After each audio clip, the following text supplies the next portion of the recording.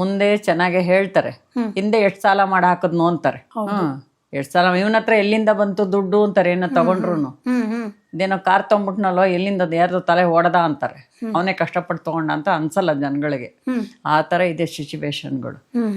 ಈಗ ಅಸೂಯೆನೇ ಜಾಸ್ತಿ. ಹೌದು, ಅಪರೂಪ. ಅಸೂಯೆ ಇಲ್ದಿರೋದು ಅಪರೂಪ. 1000ಕ್ಕೊಬ್ರು ಇರ್ಬೋದು, 1 ಲಕ್ಷಕ್ಕೊಬ್ರೇ ಇರ್ಬೋದು ಅಸೂಯೆ ಪಡೆದೇ ಇದ್ದವ್ರು. ಆಗ ನಿಮ್ಗೆ ಸಂಬಳ ಎಲ್ಲ ಎಷ್ಟಿತ್ತಮ್ಮ? ಯಜಮಾನ್ರಿಗೆ 40 ರೂಪಾಯಿ ಒಂದು ಸೇರಲ್ಲ ಅಷ್ಟೇ.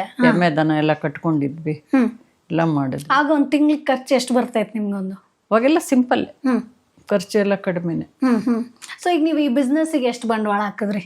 ಸ್ಟಾರ್ಟಿಂಗ್ 2,000. 2,000. ಸೊ 2,000ದಿಂದ ಇವ್ರು ಏನ್ ಮಾಡ್ತಾರಂತಂದ್ರೆ ಈ ತರ ನಿಪ್ಪಟ್ಟು ಎಷ್ಟು ಐಟಮ್ ಇದೆ ಈಗ ಒಟ್ಟಾಗಿದೆಯಲ್ಲ, ಒಂದು 20 ಗಂಟೆ ಬಂದಿದೆಯಲ್ಲ. ಒಂದು 50,000 ಇದು 5,000ದಿಂದ 10,000ಕ್ಕೂ ತರ್ತೀನಿ, 15,000ಕ್ಕೂ ತರ್ತೀನಿ, 20,000ಕ್ಕೂ ತರ್ತೀನಿ. ಸೊ ಈಗ ಏನೇನ್ ಐಟಮ್ ಇದೆ ನಿಮ್ಮ ಹತ್ರ? ಐಟಮು ಚಕ್ಲಿ, ಕೋಡ್ಬಳೆ, ಚಕ್ಲಿಲಿ ವೆರೈಟೀಸ್, ಕಡಲೆ ಬೀಜದಲ್ಲಿ ವೆರೈಟೀಸ್, ರವೆ ಉಂಡೆ, ಬೇಸಿನ್ ಲಾಡು, ಮೈಸೂರು ಪಾಕು, ಈ ಥರದ್ದೆಲ್ಲ ಇದೆ. ಒಂದು ಪ್ಯಾಕೆಟ್ಗೆ 50 ರೂಪಾಯಿ ಇಟ್ಕೊಂಡು ಕೂತ್ಕೊಳ್ಳೋ ಬದಲು 10 ಪ್ಯಾಕೆಟ್ ಸೇಲ್ ಮಾಡಿ 50 ರೂಪಾಯಿ ಸಂಪಾದನೆ ಮಾಡಬೇಕು. 10 ಪ್ಯಾಕೆಟ್ ರನ್ ಆಗ್ತಾ ಇರಬೇಕು. Boss Vala, B the boss.